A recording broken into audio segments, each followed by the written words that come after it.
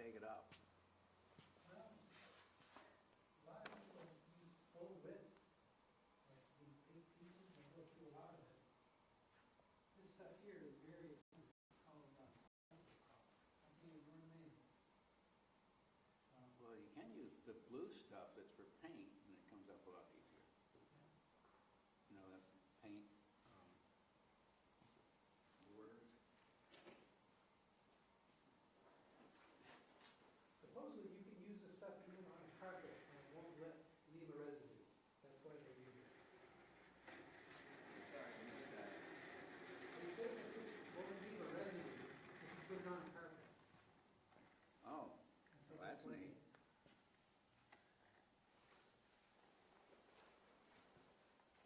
Wonder if I'll get in trouble for grabbing one of these chairs. It breaks, isn't it? Fine. Huh? That's not a problem. That's not a problem. I'll tell him you gave me permission.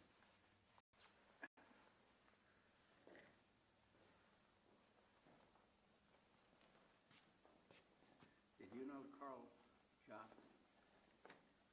I knew a guy named Carl at the studio. Yeah. Just died. Oh, really? My brother-in-law. From the CCTV? Yeah. Do you work at CCTV? Yeah, I did the Fix-It guy. Yeah.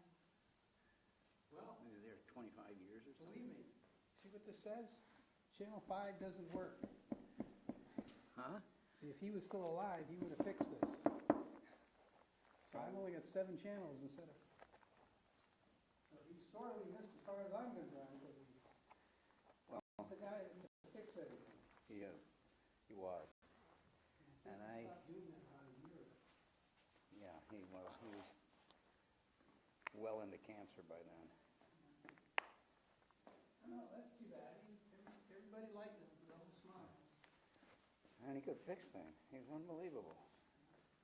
And he collected a lot of electronics and fixed it and recycled it.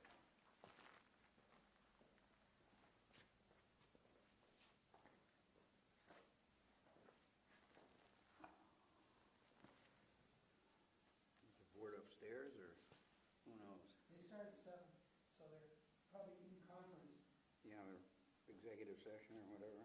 talking about... Deliberative.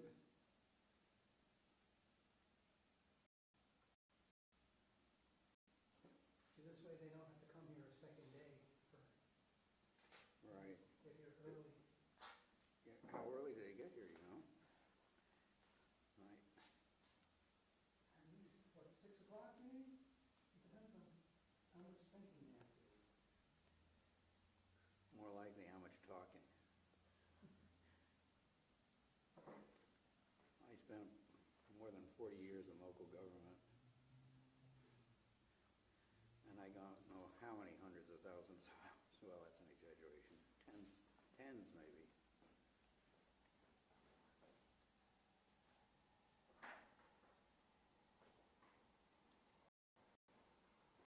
Oh.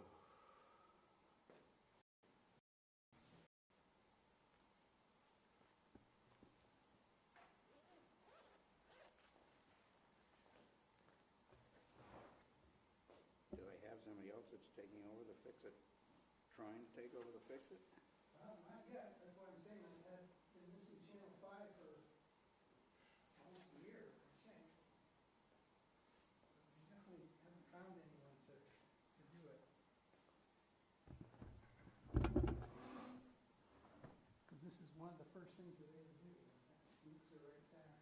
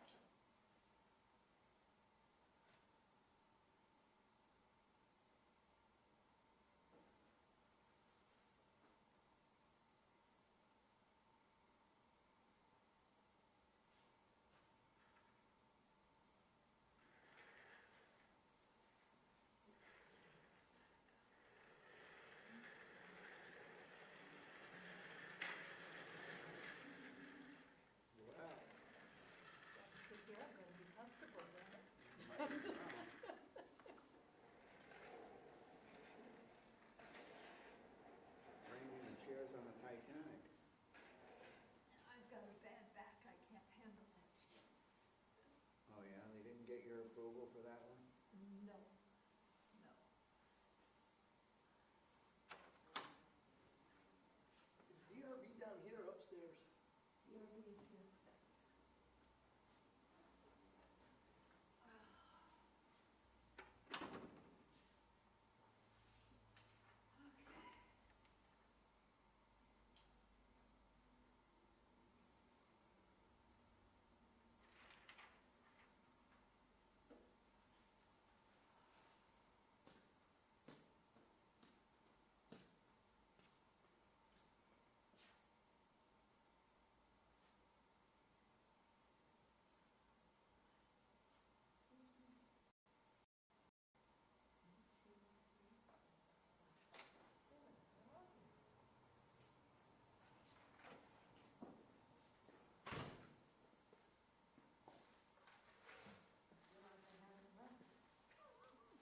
What?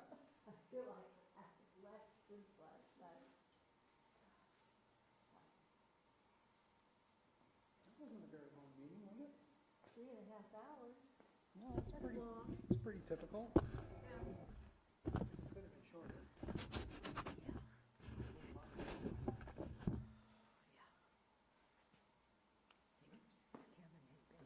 This is on live on YouTube, so.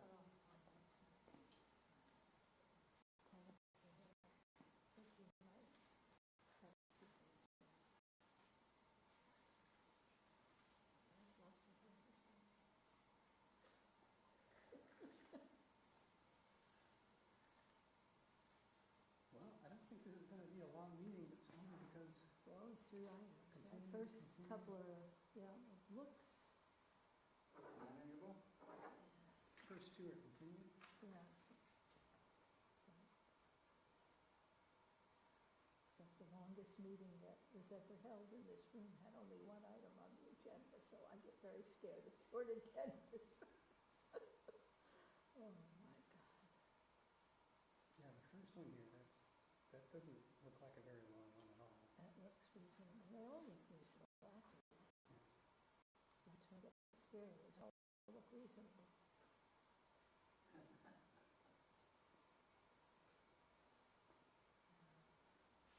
There was a famous meeting about 30 years ago. One item on the agenda, we were here at 1 o'clock in the morning. What was it, what's my name? No, it had to do with something,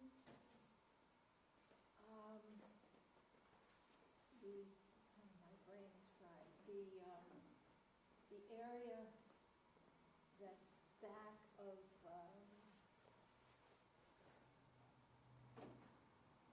what used to be the old board, that area in there. Oh, yes. Yeah, it's the area where Frank lives.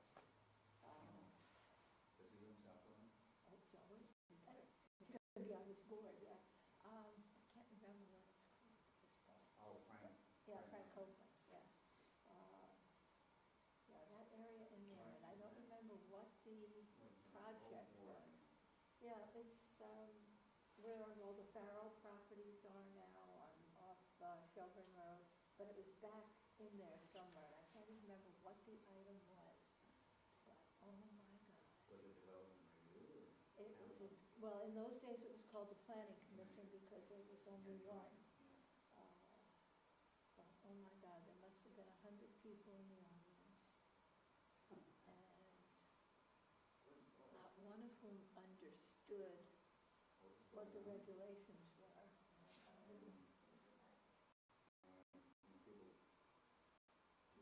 We're a lay group. People have, and I understand people not knowing all the ways and how things work, but, More than 40 years as a local administrator. yeah, I'm sure you realize, yeah.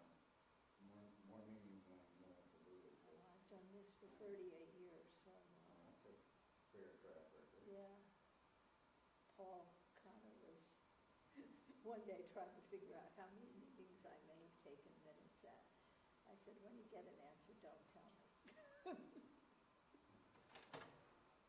Paul Connor was what? And Paul was back then. But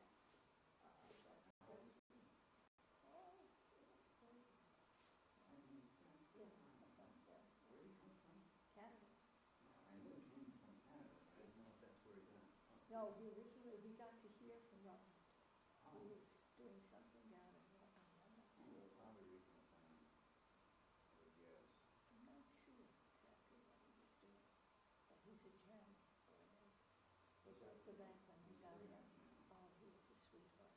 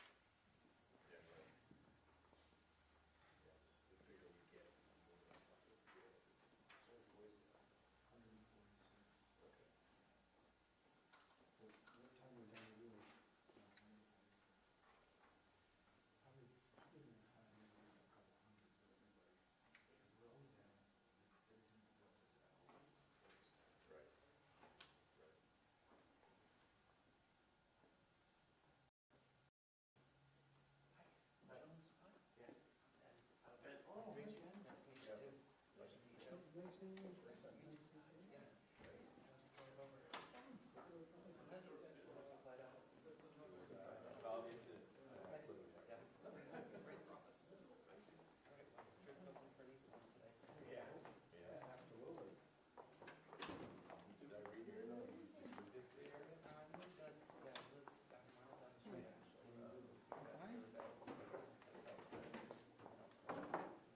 Are you expecting everyone tonight?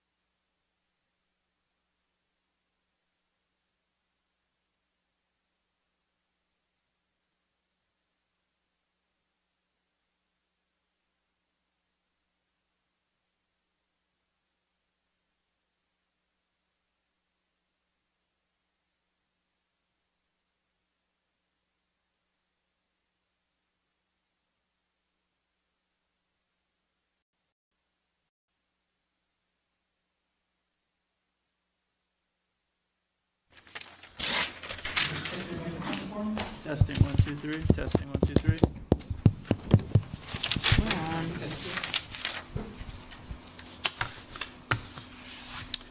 Hello and welcome to the South Burlington Development Review Board meeting for April 2nd, 2019.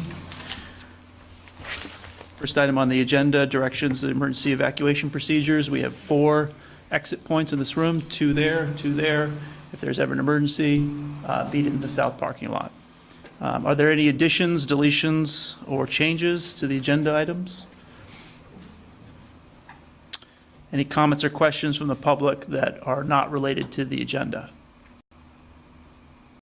Okay, any announcements on the board? Bill is in Montreal. Yes. Item number 5, conditional use application CU 1901 of Snyder Braverman Development Co. LLC. It's indicated that the applicant wants to continue this item for May 7th, which they can do if they have a $50 application fee. Is there someone who would make that motion with the condition that they have to pay the fee in order to continue this for May 7th? What's the date? May 7th? Yes. I move that we take conditional use application CU 1901 for Snyder Braverman Development Company to May 7th. All in favor, say aye. Aye. All those opposed, say no. Okay, item number 6, sketch plan application. Matt, can you just tell them that there's somebody on the phone? Oh, yes. Did you do that already? Yes, no, I didn't. On the phone is Mark Bear with the Development Review Board. Thank you. You're welcome. Item number 6, sketch plan application SD 1910 of Snyder Braverman Development Co. LLC. Similarly, this applicant has requested this item be continued for May 7th, which they can do on the condition of paying the $50 fee. Is there a motion? I move we continue SD 1910 of Snyder Braverman Development Company to May 7th. Second. All in favor, say aye. Aye. Aye. Opposed, no. Okay, and it's continued to May. Item number 7, preliminary final plat application SD 1909 of Antonio B. Parmalu LLC and Blue Dragonfly LLC to re-subdivide 3 lots, 1519 and 1525 Shelburne Road and 5 Bartlett Bay Road. Who is here for the applicant? Come on up.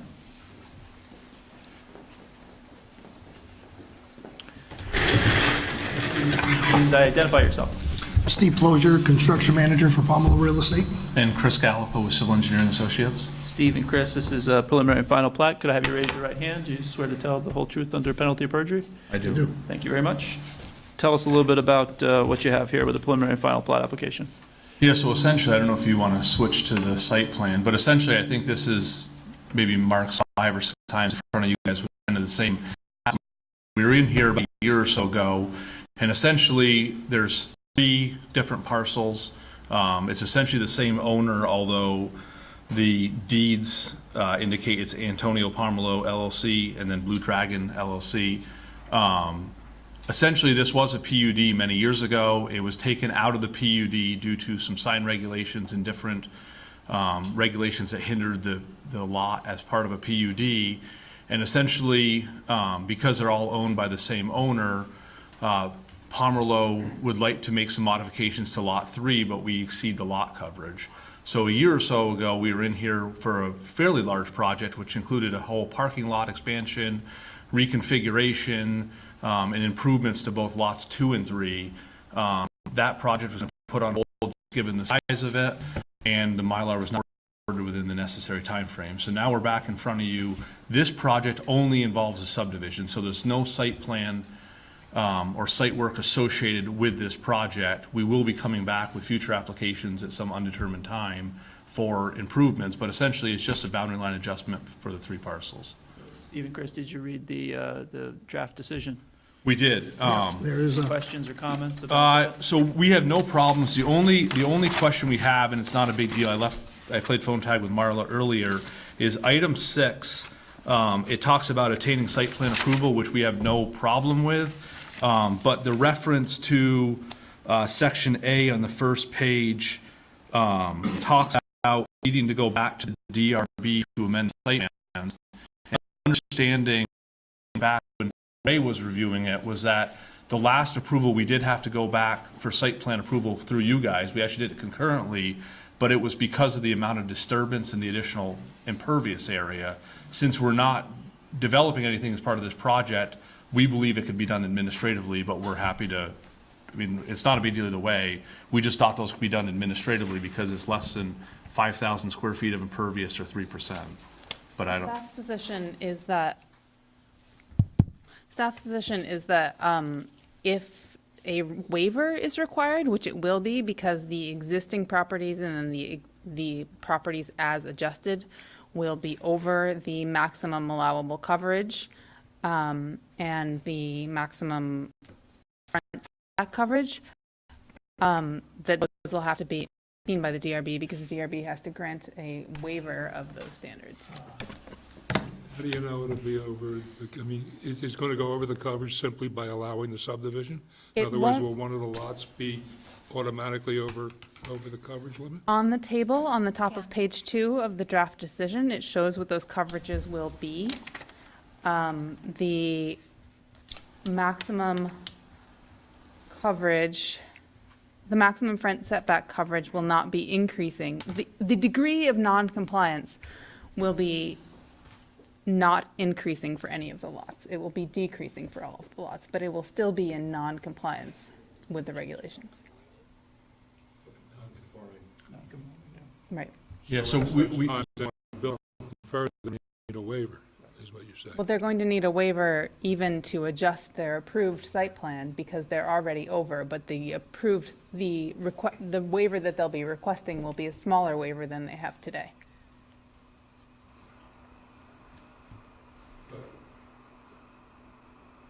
Does that make sense? It does. I mean, I think there's still a little confusion. I mean, I don't think the conditions would be the other way. We just come back to you guys for a site plan approval. I think the applicant we've submitted site plan applications before, and it's been approved administratively, so we were just unclear why. I don't think the staff has authority to grant waivers, doesn't it? Yeah. Yeah. That's simple. But wouldn't we been made aware of this? That this was- Well, we made you aware of it when we did the previous approval for this subdivision. when we were doing the parking lot. We were putting in 28 more parking Right. stalls and Right. enlarging, and now we're Yes. not doing any of that. Right. So the reason the minor site plan amendments that you've done with Delilah recently could go through is because those approvals didn't change these nonconformities. So if you look at this table that Delilah has up, you're changing the 1525 Shelburne Road from the degree of nonconformity is changing, so that has to be administrative. Or sorry, it has to be, I apologize. You being approved. Yes. So, yeah, if it is. That's something we can approve while they're sitting here. They haven't applied for it, so no. So previously, you did them both at the same time. That could have been done here, but it wasn't. Yeah, I mean, we would have been happy to submit it. We didn't know that, so I guess if there's no options and we have to come back, we'll just submit an application tomorrow and we'll be back in 4 weeks for no construction. But, so we're just submitting a site plan just for the revised reduction to make it more non-conforming, essentially. Less non-conforming. Less non-conforming, Yes. more conforming. So, I mean, if that's what we have to do, that's what we do. Yeah, it's not your no. Questions from the board? No, I don't think it's. No, I know. Any questions from the public? Comments? I entertain a motion to close.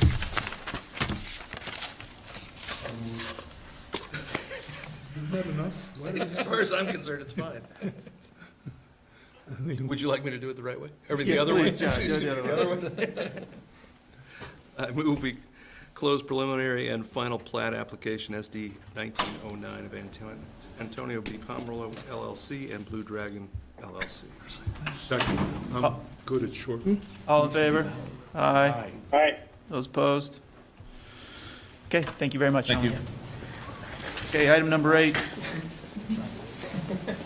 Preliminary and final plan application SD 1908 of Seacom Federal Credit Union to amend a previously approved PUD for a 4-story, 63-unit multifamily dwelling. The amendment consists of constructing a 1-story, 3,500 square foot financial institution with 3 drive-through lanes and 20 parking spaces on 1 acre at 1680 Shelburne Road. Who is here for the applicant? Jeff Valesky with Catamount Consulting Engineers, the civil engineer for the project. Joe Bollister, P.W. Campbell, we're the design builder. Jeff and Joe, this is preliminary and final plat. Could I have you raise your right hand? You swear to tell the truth under penalty of perjury? Yes. Thank you very much. Tell us a little bit about the Federal Credit Union. 1 second, Oh, sorry. just for clarity. Disclosures. Well, that's not what I was going for, but the application header says sketch plan. Oh, thank you. Yeah. And I have done business with the Pittsburgh in the past. We don't today, but we used to manage the building that's behind them, so I'm disclosing, but I don't think there's any. If you have a problem, I'll step aside. Okay. Thank you. Can you please? This is a sketch plan application. This No, is a it's preliminary and final plat. The header on the, the larger. wrong, okay. Yeah, but it is preliminary and final plat. Please describe the project, if you would, Jeff and Joe. Yeah, so we were in script for sketch plan about a month or two ago. Where in? Yeah, I just did that. I'm sorry. That's I all was somewhere else. We were in for sketch plan a month or two ago, and I think generally speaking, the overall site plan layout has not changed significantly from that time. There was certainly there was very preliminary nature. The plans that were presented at that time, we provided a significant amount of detail, provided those plans to staff, have received comments back, and I think addressed the majority of them with regards to some requests for some supplemental information on building profiles, glazing percentages, some landscaping, more detailed landscaping plans, and happy to go through them now. And maybe we could get to one of the proposed site plans. I could start highlighting a few of the changes from the original sketch application, unless there's a request to go over the project as a whole. Let's right in with staff notes. Number 1. Yep. That the applicant must remove all signs from the plans, including call-outs of sign location, or may not approve signs or sign locations as part of the current application, and staff recommends the board include a condition to this effect. Is this Item number 2, recommends the board discuss whether to require dimension building elevations to support glazing requirements.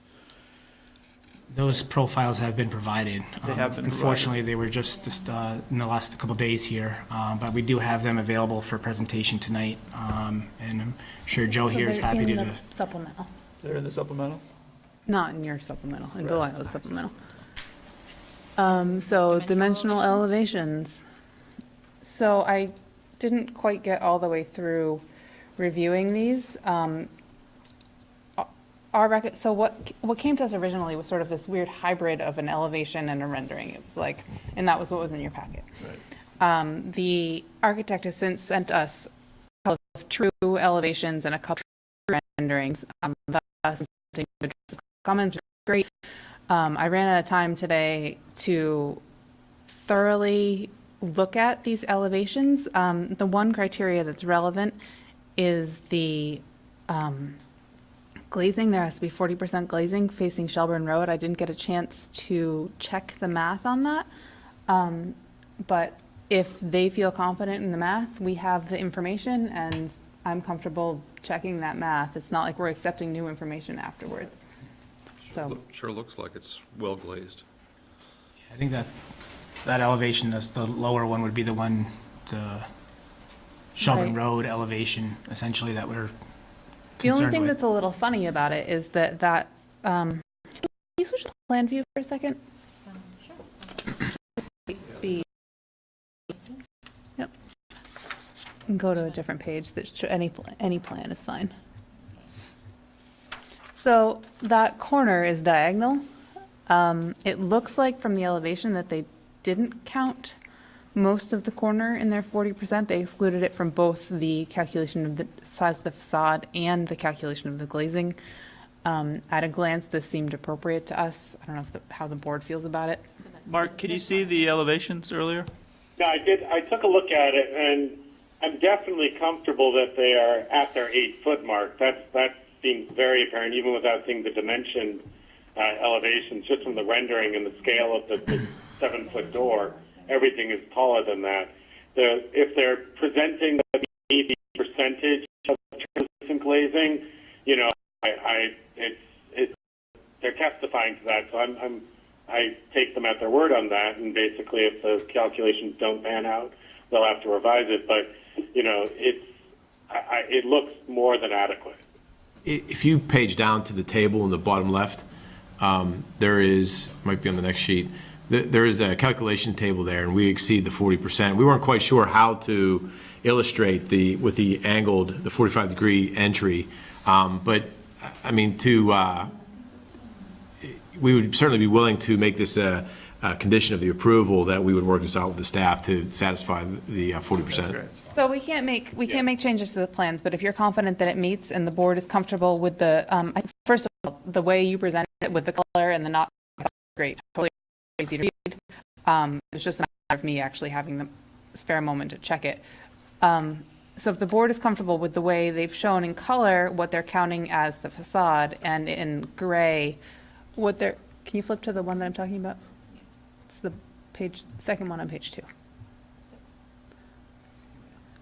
So in gray is the diagonal portion. So they've counted the flat portion as towards their 40%, and the diagonal is not. And none of the diagonal. The diagonal is in the totals, and we just took each plane. So, you know, north, south, east, and then southeast. I think the other thing to keep in mind is that diagonal section is very glazed, unless I'm mistaken. It is. So if we were to include that in both the total square footage and the glazing, if anything, it'd probably increase the overall. You'd be in the denominator. Right, so. Yeah, I'm comfortable with it.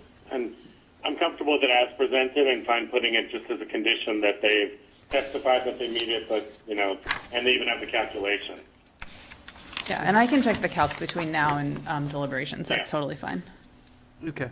Item number 4.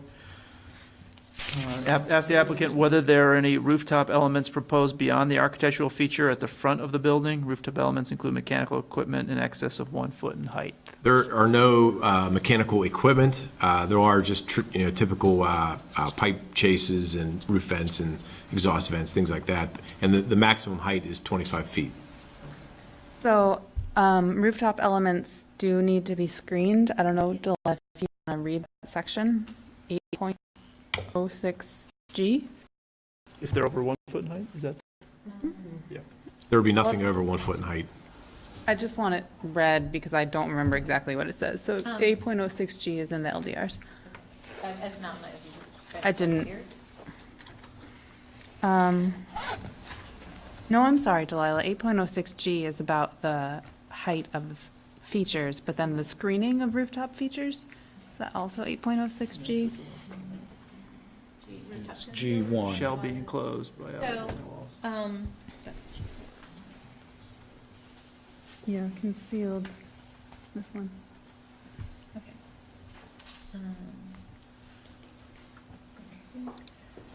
Such, this is D4. Rooftop mechanical appurtenances used in the operation or maintenance of a structure shall be arranged so as to minimize visibility from any point at or below the roof level of subject structure. Such features in excess of 1 foot shall be enclosed by outer building walls or parapets, grouped or screened, or themselves designed so that they are balanced and integrated with respect to the design and materials of the buildings. Such rooftop devices shall not be counted as a story. So does the board want any demonstration that that's met, or are we comfortable just, do we put a condition that says, do Sure. the things that it says in 8.06G1? Yeah. Saying that there's no penetration, or no. Nothing over a foot, right? I'm willing to testify that there will be no mechanicals of 1 foot. Are you talking about the roof line or above the plane of the roof, the rake of the roof? So it's, Is it the peak or the rake? it just says It's just one, let me get to that thing. Where did it Just say? says 1 foot in 1 height, foot, it's 1 not foot in specific. height. So the mechanical's not over 1 foot in height. But measured from where? From itself. From the, Penetration. Where it penetrates. That's fine. So if the mechanical's over 1 foot, it needs to be Vent screened. stacks are short. Vent stacks, exhaust hoods, things like that. And your compressors and whatever for your mechanicals are hidden or somewhere else. All the mechanicals They'll are be on a pad. screened. Yeah, all the mechanicals are on a pad on the north end of the building. Yeah, They're mounted. that's the square on the north side. Correct. Yep. Got it. staff recommends the board require the applicant that the criteria 8.6G are met. Is that what we just read? No, wait. No, That's a different one. that's slightly different. Front agricultural feature, architectural features prior to the closing of the hearing. 806G. So that's that it's no higher than 14 feet above the maximum height of the building. And so you just said That's fine, that it yeah. was 25 feet. 25 feet, max height? Yes. From the finished floor elevation. Right, and the max height in the district is 35, so you're well under the max height. Right. Okay, moving on.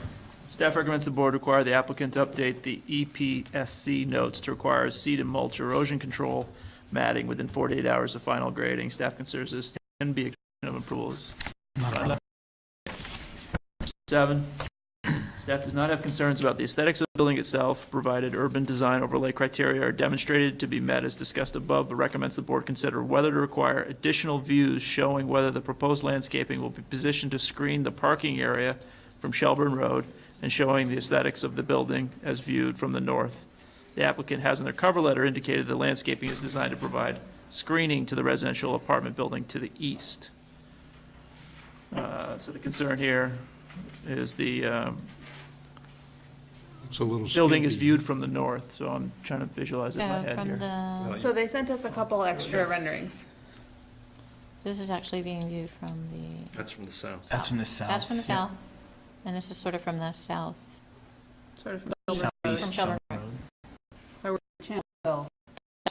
This because he likes to approach it. Right. Yeah, I mean, it's difficult actually you'll have a hard time seeing that as you come from the north initially because Willie Racine's blocks part of the view. And it's also, if you're on Shelburne Road, it's going to be raised. It's going to be above the natural sight line. That's an uphill grade to get to the building? right? Yeah. Yeah. Yeah. See the curves on the. Yeah, I see it. I see the There's quite a topography drop. lines. Yeah, right. there's quite a drop there. What is that? I think it 6, 7 says- feet? Yeah, somewhere in that range. The sidewalk from the building entrance down to Shelburne Road will be a staircase of sorts. Where's the drive-through? In the back here. So essentially, if the vehicles either park on the left or continue to the right and loop in a counterclockwise fashion to Q with the 4 drive-through lanes, and then exiting back out. And on the south side of the property is the Jeep dealership? No. No, the north North side's the Jeep dealership. Actually, to the south is an open field for part of it, but coming over to the drive. Well, it's actually, as you can see, we're right up against the property line with a proposed double stacked parking there. There's actually immediately after that is the infiltration basin that treats the stormwater for the entire property. Forest. And then there's the driveway to the shared driveway to Bartlett Brook Apartments, and then the ravine down to the Bartlett Brook and Woods, yep. If you're coming up from the south, what you see is trees. So you're good with the screening? Yeah. Anyone else? Sorry to go back, but I had written myself a note when we were talking about the elevations. There's a call out on the elevations that I wanted to ask about. On the elevations. on the elevations here. So on the window down here, if you can zoom into that one, way in. So note 3, yeah, just zoom down a little bit. You can see note 3 goes to the middle of that window pane, and note 3 is ground face CMU veneer. Not being an architect, I just wanted to confirm that that's actually a window. Yes, that is a window. That's spandrel glass. Okay. That lower section, from that lowest mullion down to the, where the block is correctly shown, that view should not be there. It's a typo. For left, the note says precast stone veneer water table. That's also intended to be Yeah, transparent. 3 should be slid over to the block, and then the precast cap is the transition from the block to the brick. Okay. We've gotten caught in that trap before, when there's a little tiny call out and it's come back to bite us, so I wanted to Understand. be sure. So, we should only approve it if those move, right? You can move your arrow. Is it conditional approval? Yes, we'll move the arrows. Thank you. On item number 8, the fire chief reviewed the plans on 3/27 and requested the applicant make modifications to the eastern 2 parking lot bump outs. Staff relayed these comments to the applicant, and he anticipates the applicant will have an answer for us. To you? Yeah, I attempted to contact Chief Francis last week. Ultimately, what he was requesting was, if you're looking at the double loaded parking area, the far east side of that, the right side, as you look at the plan here, the 2 grass medians, curb medians that on either side of that parking lot, he wanted those to be mountable curbs essentially, so that he could do a 3-point turn with the fire truck, provide a little more space there. We had made a request to him as an alternative to that solution, if we could maybe just pull both of those bump outs, medians, pull them back out a couple feet on either side, and stick with standard curbing, just because the reasoning being we're a little concerned with plows jumping the curb with mountable curbing as opposed and to standard traditional curbing. We thought we'd accomplish this thing that way. I personally heard back from Grant, but in my communications with Marla, it sounded like she had a conversation with him about that today and that he was fine with that alternative, but I haven't gotten confirmation on that. But either way, regardless of what we need to do, we'll satisfy Chief Francis's concerns. The preference would be to pull the curbs in a couple feet, but if we need to do mountable, we can do that as well. So I met with the chief today, and we took a look at it, and he agreed that if Jeff were to pull it back 5 feet for both of them, and then the other part of the comment was that the trees in those islands should be pulled back to be at the front of the space, so the north one goes north and the south one goes south, so that there I think is space that would be needs for the fire truck. Because when the trees mature, those branches will be, much bigger than the. Yeah. So. That's acceptable to us as well then, as a solution, yeah. Number 9, staff recommends the board include the stormwater section's comment as a condition of approval. Jeff, Joe, you No okay with problem that? there. Yep. Number 10, staff considers this criteria generally met and recommends the board review the landscaping plan and architectural renderings to confirm. Talking about the relationship of proposed structures to the site.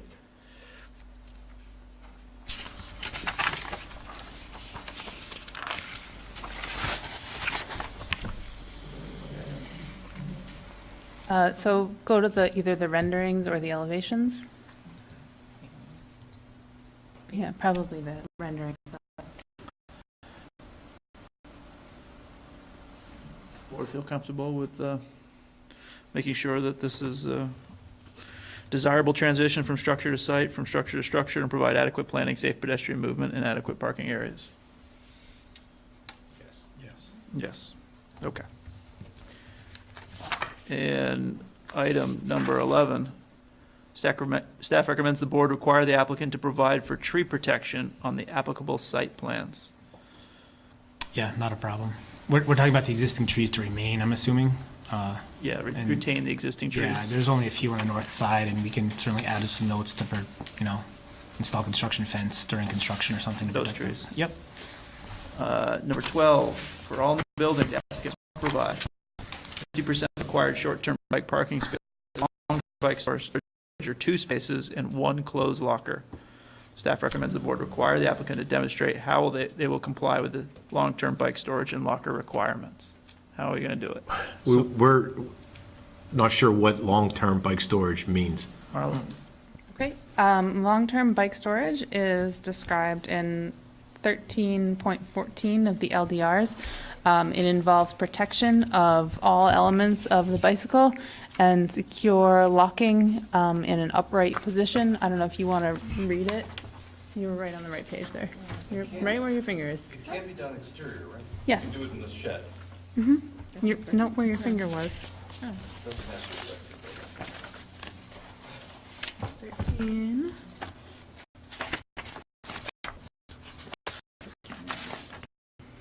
So this one. Or that's for residential. Oh, for non-residential. For non-residential, okay. To all it? Secure storage in bicycle locker, bike storage room, or enclosure that protects entire bicycle, including components and accessories against theft and weather, allows secure locking of the frame and wheel, and supports a bicycle upright.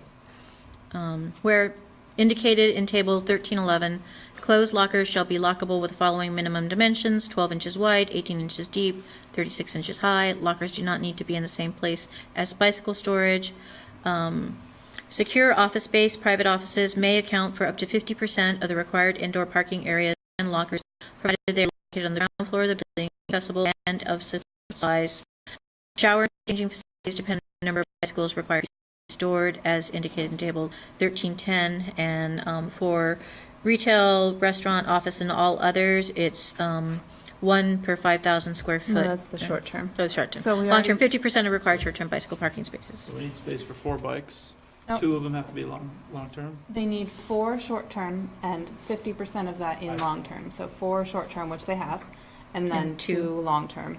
The two long-term, and I'll have to confirm with the credit union, but there's a mechanical room designed in this where we horizontally mount the furnaces, so there'll be more than enough storage in there for the bike storage. So it'll be under lock and key and out of the weather.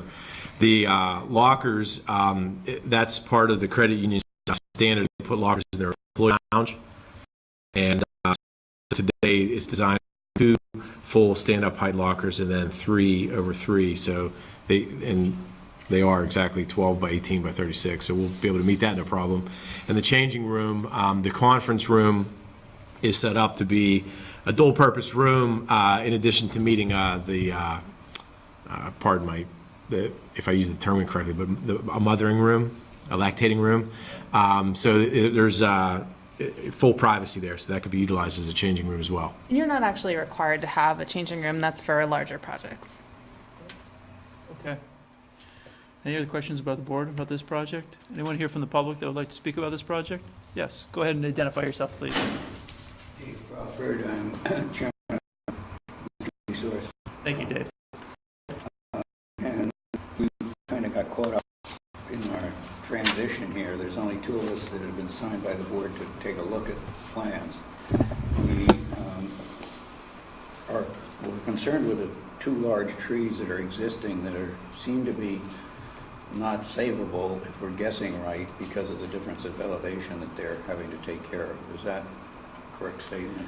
Yeah, I believe we discussed this at length at the sketch review with regards to the existing vegetation out front, because we were looking for some direction on that. And if memory serves, as far as, so there's 2 large deciduous trees primarily, I think we're talking about, that can be seen on an ortho photo now. One, it would be located as, yep, we can scroll up a little bit, you should be able to see it on that plan. Yeah, there's that tree there, and then there's the one south. The upper one, because of the requirement to have the building up against the frontage, that tree kind of falls right within the front entrance of the building, and also understanding that that's 5 or 6 feet above existing grade. Right. And then the southern one has a similar challenge where that parking lot, in order to get ADA compliance access into the front of the building, that parking lot's raised as well. So we had the same challenges there as far as the elevation change. And so we requested that those trees be removed as part of the sketch review, with the offset being that we were going to maintain and manage the trees along the northern property line.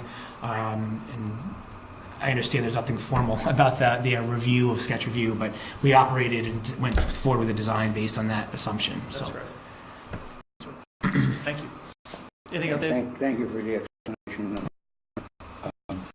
So, just concern for loss of trees, and those were nice ones. Thank you, Dave. Thank you for the Is explanation. there any other comments? If not, I would entertain a motion to close. Sorry, I lost one. I was looking at the trees. That's the tree. I move we close preliminary and final application, SD 1908, of Pitts Property Sale, LLC. CCOM federal credit, yeah, but, yes, it's, Applicant. you're right. Yes. It's formally on the, You got the number right. you got the number right. I got preliminary final. Yes, when you I had did. these slides. Very well. We have a second by Jennifer. All in favor, say aye. Aye. Aye. Those opposed? Okay, thank you, gentlemen. Thanks, Jeff. Thank you. Okay, now we're going to do continued site plan application SB 1902 of Champlain Housing Trust. This is to amend a previously approved site plan for a 104-unit multi-building residential complex. This amendment is for approval to revise the landscape plan by removing trees at 435 Dorset Street. Who is here for the applicant? Charles Patello. Hi, Charles, how are you? Good. I should swear him in. He did not represent the applicant the last time. Right, so the site plan, so I have you raise your right hand, Charles, and swear to tell the whole truth under penalty of perjury. Yes. Thank you very much. Tell us a little bit about what we're going to look at next, about the tree removal. So we have a number of trees that are very close to the buildings, and some of which are dropping limbs, and we would like to remove them. Since the last meeting, I've actually done a count of the other trees on site, so there's actually 30% of the site is conservation area. The perimeter of the site has over 2,100 trees. 11 years ago, the previous owner took down some trees, had a plan created, and that plan is now the site plan, although those trees are much older than this property. So that the conservation area is to the left, and that's showing the current site. The ones that were marked in the plan are near the buildings inside of that center. The second drawing, if you can switch to that, that shows that those trees that we wish to take out are removed. It's a little hard to see much of a difference. It's about 5% of the trees that we're proposing to remove. You weren't here last time, Charles. It but wasn't me, it was No, I know. somebody with whom I work. So what we asked for is greater clarity in terms Yep. of knowing what trees are going to be removed, and the board have any comments about that, the new? Yeah, no, what I have to say, the point after, is that they gave us at the time was the tree plan and then circles around what they're getting rid of. Right. And so I asked for them to give exactly what they did. What's there now, and then showing what it's going to be like with what they're proposing to remove. And I think that what they've given us on top of the photos showing the conditions that are driving this request for removal, I personally, in reviewing it, looking at it, think that it seems reasonable. Do you want me to run through the photos? Yeah, that'd be great. Thank you, Delilah. This was about that's sort of an earlier picture as a sample of the site. Some of the trees are quite large. This was just 5 years ago, so we have many of those trees right next to, within 5 feet of the building. Unfortunately, they're very large diameter. And then in the next couple of pictures, you can see some of the reason that, we were lucky this winter in that we didn't damage any buildings, but there's some large limbs that are coming down. I don't think we should have any hesitation at this point. And just as a note, in our packet, we received a memorandum from T.J. Boyle Associates from Jeremy Owens, commenting how this may not be the only similar issue with tree removal, aging tree, that we're going to have to deal with. So it's something, just I mean, bring it up. last time, didn't we read the language from the regulation? There were some principles that The calipers. we arrived at last time, were there not? So the discussion was that the LDRs omit direction on what to do for trees greater than 5 inches, except to say that it must go in front of the board. So we do have. And therefore, it is up to the board's discretion on whether to allow removal of trees greater than 5 But we inches. established, or at least we discussed, some rational principles for when we would allow it and not. Right? And one of them was, proximity and prospective danger to the building or the foundation. I'm sure you all have gone and looked at this, but this is a project that is so overplanted. It's so staggeringly overplanted. Even what you're leaving here, I question how much I jokingly refer to it as a forest with some housing in it. Well, it really is. I mean, they cleared the original decisions that Chip and I have read through all of the 200 pages of exhaustive. There were like court orders and things. It was a disaster. But they literally cleared as few trees as possible when they originally developed this project, and it was a forest then. My only comment is I think it would be helpful to include, I don't know how clear the minutes are on it, I haven't, or even if they're drafted yet, but I think it would be helpful to include in a decision layout, so we have some guidelines for next time, what the general considerations are. So I did listen to minutes again, reporting again, because there aren't minutes available. I summarized some of that in the hearing in the staff memo, which is that the board said they wanted to take into consideration aesthetics, forest health, and building health when Bingo. considering whether to allow the trees to be removed. Well, and I would suggest one other thing, human health. Because getting natural light to these buildings is valuable to the people who are going to live in them. Chip said this is, I would have gone for more, so. Some of it's a budget. Yeah, no, I'm trying, it's a fortune to try to. Balance it, satisfy the desire to have some trees, so. I mean, I'm ready to, There's some other comments here we should step through, if that's all right with you, Charles. I'm sorry. The staff recommends the board discuss with the applicant what they plan to use for utility cabinet screening. Require the applicant to amend their plan to include a note describing the planned utility cabinet screening as a condition of approval. What's the plan? Yeah, so we do plan fencing around the dumpsters, so the dumpsters are indicated now on the site plan, and I'm still waiting to discuss with the utilities whether we can plant shrubberies around those utility cabinets or whether we use fencing. We're gonna want that before we approve it. Do we need to know whether it's going to be shrubs, or can we, on the plan, that the applicant shall plant or provide fencing? The LDRs read that they can do either. Does the board have an opinion on what should be there for screening of the utility cabinets? I mean, if this project were coming back in front of the board, I'd say, get it sorted out and decide what it's going to be. Because this feels like a relatively minor issue, Right. I want to find a way that they can just, that we can just have a condition so we can close tonight. Can the condition be either or?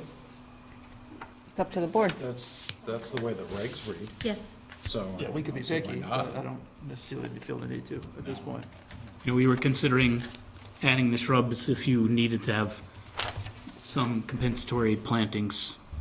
But I'm not sure if the utilities are going to go for that. So staff rec also recommends, as a condition of approval, that non-compliant light fixtures must be replaced with downcast and shielded fixtures. Can you do that? Yes, those are replaced now. All right. Thank you. Have discussed with the applicant where they intend to place bicycle parking. Require the applicant to show bicycle parking locations on the plan as a condition of approval. So do you have bike parking now, or will you shortly? Well, there's room within the parking sheds for bicycles in addition to the vehicles. There's sort of bumpers, and then there's room beyond that. More than that, there's not explicit bike parking. Some So people, We need explicit bike parking on the plan. And it only needs to be for 6 bicycles. So if you want to do 3 of those inverted U's, Right.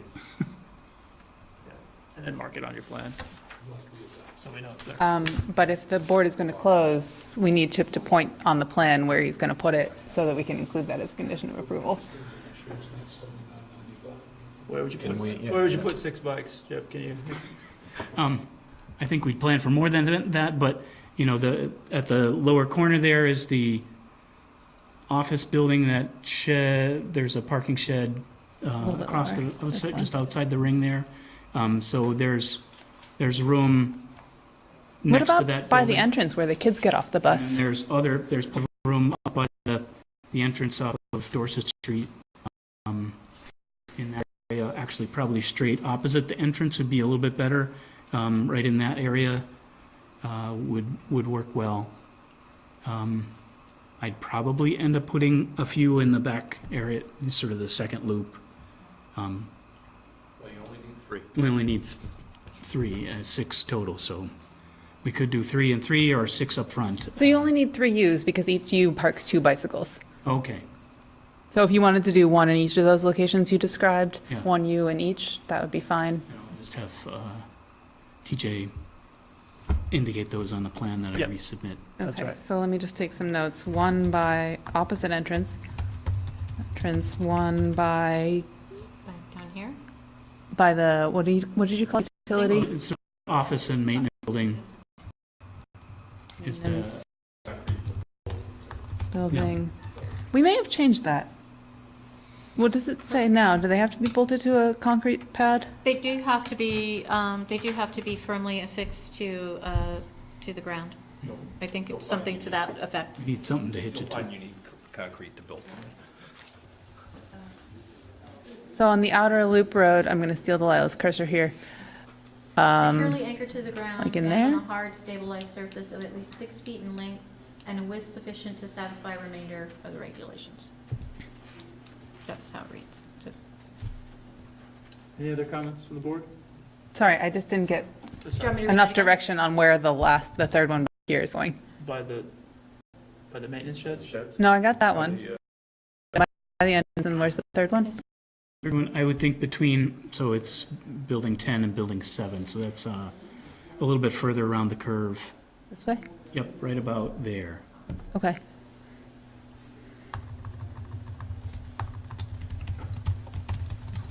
Okay. Anything else? Any comments from the public? Dave, could you identify yourself once more? Crawford. Thank you. Natural Resource Chair. The comments that we have is that, number one, if you're not giving up your jurisdiction, if the trees grow again and they need to be removed, then the board still has that controlling interest, I presume. That is not changed by this action. Say what one more time? Trees are, Yes. some are going to get bigger again, they're going to require removal Yeah. if they're over the, whatever the. If they're over 5 inches and they want to take them down, they got to come back to us. Right. Yeah.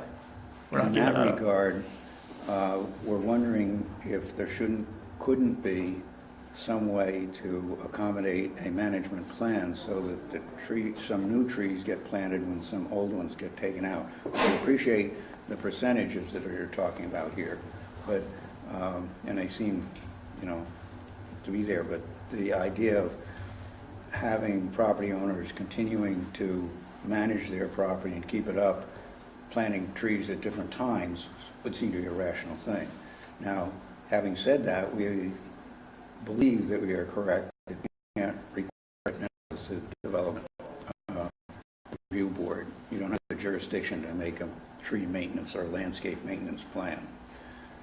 That's something that we have on our list to make the Planning Commission and Council aware of at some appropriate time in the future. But we just want to make, it's going to be a consistent thing that you're going to hear from us. That's one of the, when we had the meeting and, the tree canopy, maintaining that, the way to maintain it is to have a responsible replacement plan, we think. So if I could respond to what Dave was saying, he just said that, the DRB doesn't have the authority to require that. That's a true statement at site plan. For PUDs, though, the board often requires various conditions to be established. So it may be there's usually a wetland maintenance plan. There could easily be a landscape management plan that says something like if, you know, you need to maintain a certain number of trees total or whatever, but If a hurricane wipes out 5 trees, you need to replace 5 trees no matter what the caliber. I mean, you could put that in a PUD. And maybe it isn't, maybe we do, you know, that PUD doesn't require the inch by inch that we've historically required, but maybe there's some nod to maintenance of a well landscaped site. That would be a great solution. I agree with Dave completely. I mean, if you could have something that basically, you know, you're replacing trees as a tree has to come down, as a tree gets too old and is dying or it's undermining a building, you have a replacement plan, that's great.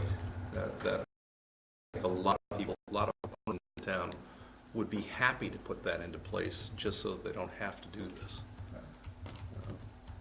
Thank you very much, Dave. Appreciate your comments. Yeah, we appreciate, if we are hearing you right, the idea, Monolo, you know, has some acceptance. We've just got to figure out how to move forward in the future. That's right. I would think it, I mean, Chip, I wouldn't hold this up over it, but this is a great opportunity for you all to say, you know, this is our plan. Spend the next 6 months or a year as you're spinning this thing out to come up with a forestry plan, because you really have a forest. And you might be creating the base for everybody else. Wouldn't that be nice?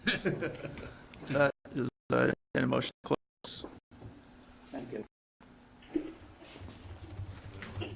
Motion to close, continue site plan application SB 1902 of Champlain Housing Trust. I move to close continued site plan application SB-1902 of Champlain Housing Trust. Second. Oh, sorry. Second? We have a motion closed and a second. All in favor, say aye. Aye. Those opposed? Okay, thank you very much, Chip. Appreciate it. Item number 10, I don't believe we have minutes. Do I have that right?